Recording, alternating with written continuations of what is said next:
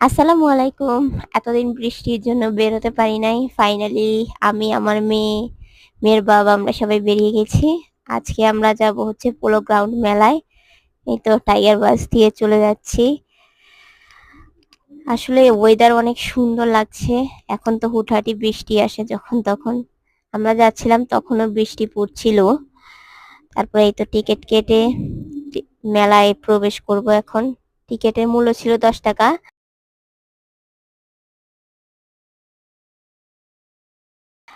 এখানে বিভিন্ন রকমের শোপিস ছিল, তারপরে ফুল ছিল। আজকে যেহেতু বন্ধের দিন অনেক মানুষ ছিল।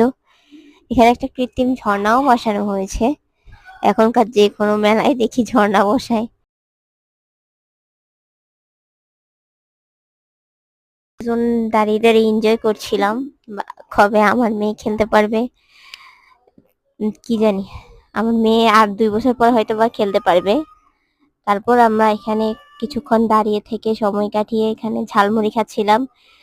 এই ঝালমুড়িটা অনেক মজা ছিল, অনেক ঝাল ছিল, অনেক মজা ছিল। তারপর এখানে বাচ্চাদের বিভিন্ন জিনিস ছিল, কসমেটিক্স, তারপর অনেক জিনিস ছিল। আমার মেয়ের জন্য শুধু একজোড়া চুড়ি কিনেছি।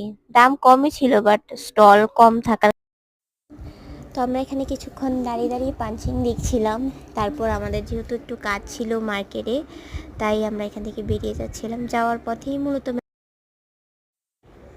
তো আমরা বেরিয়ে যাচ্ছি, যাওয়ার পথেই মূলত মেয়েকে একটু নিয়ে আসলাম দেখার জন্য, মেলাতে ঘোরানোর জন্য নিয়ে এসেছি। তো এখন চলে যাব আমরা, আবার বৃষ্টি আসতে পারে।